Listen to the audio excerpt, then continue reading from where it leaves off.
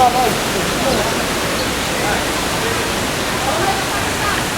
one of those for one of my friends. He's a picture.